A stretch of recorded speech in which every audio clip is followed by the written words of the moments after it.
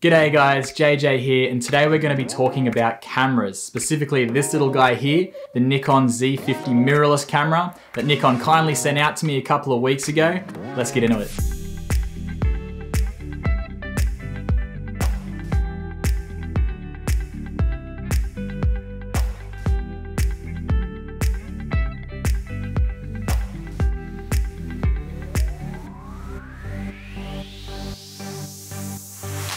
I'd like to start this video by saying a huge thank you to Nikon for sending this camera out to me to try out. I've been a Nikon user for many years. My first still camera was a Coolpix, like a point and shoot camera. Then I got this one, which is Nikon Z50 DSLR camera, which unfortunately got claimed by some torrential rains in Vietnam. It's just a dusty old prop now. The camera I'm filming with is a Nikon D500, that's my main camera, so I have been a Nikon user for some time. So when Nikon reached out to me and asked if I'd like to try out the Z50, I was stoked, I was super excited because I'm yet to branch out into the mirrorless camera world. This is my first opportunity. As I'm sure many of you know, this is a travel and wildlife based channel, not a tech channel, but I do need to know my way around this sort of equipment to get the type of content that I like to create. I am quite a low techie person, so this video isn't gonna be about the technical side of the camera and the specs and things like that. It's gonna be more about my experiences out in the field and how it worked with my style and workflow. I'll cover what I can, and I'll try to sound like I know what I'm talking about. Also, Nikon didn't ask me to make this video, it's just something that I wanted to do to give my objective thoughts on what I honestly thought of the camera. They also sent me this 16 to 50mm lens, which is a minimum 3.5 to 6.3 aperture throughout the focal range, and also this F to Z adapter, which basically meant I could connect any of my existing lenses onto the Z50. Which was pretty crucial when it came to shooting wildlife, because at the moment there isn't really many options when it comes to medium or super telephoto lenses that work with the Z series. The camera with the kit lens goes for about $1,700 at the moment, and then the adapter is another $400 on top of that if you need it. Firstly, I want to mention who I think this camera would be best suited for, in my opinion. The Z50 is the only camera in the Nikon mirrorless range that is a crop sensor camera. The others, the Z5, Z6, and Z7, are all full frame, and I think they're more catered towards professional market. I think the Z50 is better suited towards people just starting out, hobbyists, travelers, vloggers, and the like. I will be comparing it quite a lot to the DSLR cameras that I'm used to, and the first obvious difference is the size. The Z50 is really small and compact, which is expected with a mirrorless camera, but I found that really useful when I was out and about. And even though it was smaller, it still felt really good and comfortable and familiar in my hands. It certainly wasn't too small, but everything designed with this kit is to be compact. Even this lens is just, they call it a pancake lens, I think, and it's just pops out when you're using it, back in like that. Everything is designed to be compact. The buttons and controls on the camera were very familiar too. I guess coming from a Nikon background, they were somewhat similar, but it didn't take me too long to get used to that at all. It didn't take me long to get used to the menu options either. I found things very easy to navigate. I really liked how you were able to customize the controls and put them where you wanted them for easy use. Also, being able to go through the menu settings and change things whilst looking through the electronic viewfinder was amazing. Rather than having to look down constantly at the screen and change them there, you could do it all while you had your eye up to the camera. Definitely a tick for mirrorless on that front. The only buttons that were a little hard to use were the FN1 and 2 buttons on the front, which are used for customizable controls. Some people might not use them, but I use them quite a lot. And I don't know if it's because my hands were too big or just the size of the camera maybe was a little bit too small, or just the positioning of those buttons, but I did find it quite hard to toggle through settings as I needed and hold those buttons down. But maybe that's just me. The screen is a touch screen, which is really useful if you want to zoom in on photos or scan through photos. You can do it all with your fingers, which is a nifty little feature. I think for someone just getting into photography and videography, this camera would be quite a good option, just because it's so user-friendly, things are easy to navigate and really easy to figure out. Now, from what I understand, the Z50 and the other mirrorless cameras by Nikon are their attempt, them having a crack at really making a name for themselves in the video game. It is known that they have lagged a little bit behind historically when you compare them to brands like Canon and Sony, but as a guy that shoots a lot of video, I was damn impressed with the video functionality of this camera. I actually spent more time filming with this camera than I did taking photos. The Z50 is a vlogging camera, amazing. I usually record myself in my vlogs with my GoPro, but in a recent vlog, I filmed everything bar a couple of time lapses with the Z50. I was out in the bush and was often filming with tricky lighting conditions, but the camera seriously delivered.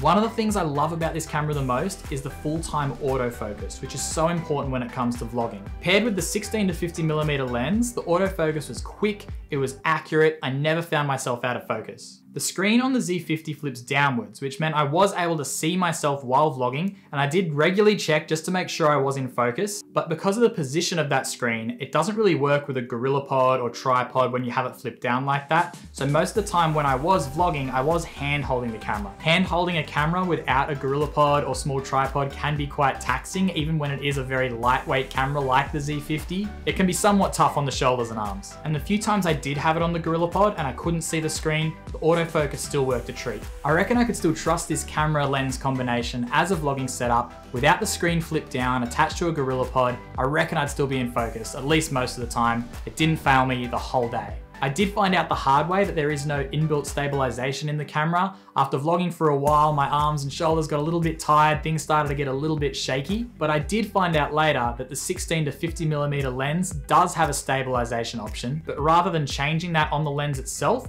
you have to go into the menu, into the settings and change it there. I'm not 100% sure how well it actually works because I didn't get to test it out properly in the field.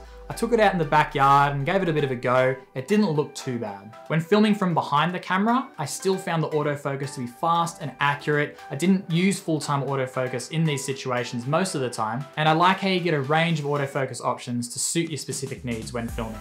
I was really happy with how my other lenses worked when using the F to Z adapter. I really didn't notice any change between using them on a DSLR or on the mirrorless blade. Now when I'm filming with my D500, it needs to be in the live view mode. I can only look at the screen. I can't look through the viewfinder while I'm filming, which is another benefit of mirrorless. I could, if I wanted to, look through the viewfinder, through that electronic viewfinder, see everything that I was filming, and also being able to have the camera up against your face at times when filming provided an extra point of stability, which was really useful when I needed it. I did use a little bit of 4K, which looked amazing, but the majority of the filming I did was in 1080p.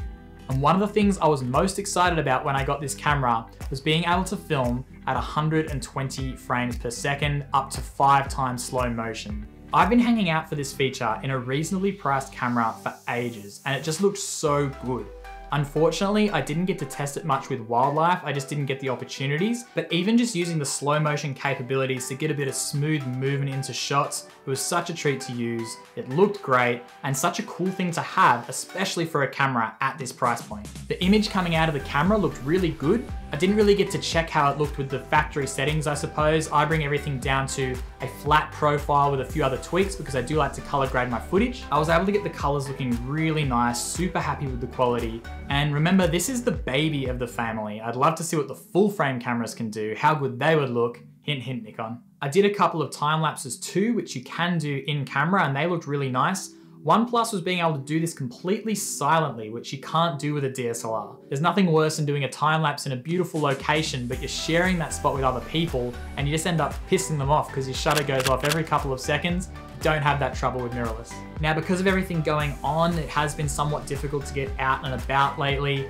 I wasn't able to go shoot as much wildlife as I would have liked, but I did head down to Taronga Zoo in Sydney and I was able to test it out in some pretty diverse wildlife there.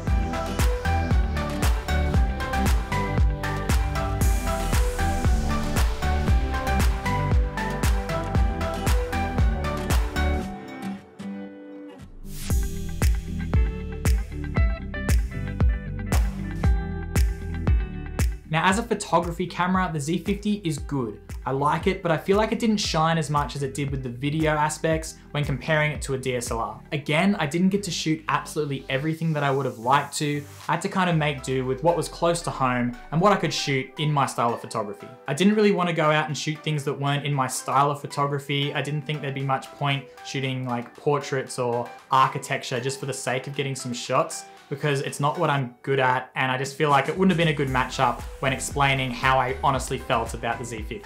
I did go out and shoot some cockatoos and kangaroos. These were the only real wild animals I came across with the camera, and the shots turned out pretty good. It's hard not to compare it to the D500, which of course has more megapixels and the like, but I was definitely happy with the shots that I got. I didn't push the ISO too much in low light situations, but I think the shots that I got with an ISO range of 400 to 800 looked pretty good. The autofocus for photos was really good too, and one option they had on there was actually like a pinpoint autofocus, where it's just got a tiny little frame on the screen. I didn't really use it practically, but I tried it out shooting some birds through a bunch of thick branches, and you could actually kind of find that exact point you wanted to focus on pretty accurately, so that was a pretty cool feature. The autofocus points also go from edge to edge, which was really useful when composing images. I did take a few landscape shots using the exposure bracketing feature, which is where you take multiple shots of the same subject. Some are a little bit overexposed, some are a little bit underexposed, and then in post-production you join those together. It allows you to bring back those details in the highlights and shadows. This function was really easy to use. I actually made it one of my customizable options using the FN2 button, so it was there for easy access because I did use it a fair bit. Now, a few final notes. The battery life was good. I would say nearly equal to my DSLR, which I was pretty stoked about. Unfortunately, I did only have one battery. And when you're out shooting all day or doing a full day vlog, that battery just can't last the whole day. I don't think any battery could. So the downside of that was I did have to recharge it. I didn't have an external charger either, so I had to completely put the camera down, plug that in, charge it back up before I could start shooting again. I don't know if an external battery charger comes with the camera when you usually purchase it, but I would recommend investing in that and definitely have two batteries if you want to be out shooting all day. There is a single SD card slot. It only takes the one card. I know some people like two slots so that you can back up. This just has the one and it's located right next to the battery. And that about covers it. Would I recommend this camera? Yes, I would. I think there's a real chance that I'll be investing into the mirrorless system in the near future. Maybe not the Z50, maybe one of the other models, but I think it's mainly due to those amazing video capabilities. It's an awesome hybrid camera that takes great photos, and just that video, I've said it a million times, it blew me away. If you want to know anything else or you have any further questions about the camera, especially if you're interested in purchasing one for yourself, I know a few people reached out to me when I first got it into my hot little hands and really wanted to know what it was like, definitely get in touch. Let me know, comment down below, send me a message. I'm more than happy to chat more about this camera. It's heading back to Nikon HQ in a couple of days' time. I had a great time using it. It's been fun getting out there, testing it out. Thank you again to Nikon for giving me the opportunity. You guys are absolute legends. I know this was a very different video to what I usually do. It even felt a bit weird for me making this one, but I just wanted to give my 2 cents on what I honestly thought of the camera. If you enjoyed the video, you know what to do. Like, subscribe, hit the bell so you don't miss out on any future videos, and be sure to follow me on JJEmerson_wildlife on Instagram as well, so you can see some of the photos and videos that I took on the Nikon Z50 mirrorless camera. Thanks for letting me ramble on, guys, and I'll see you in the next one.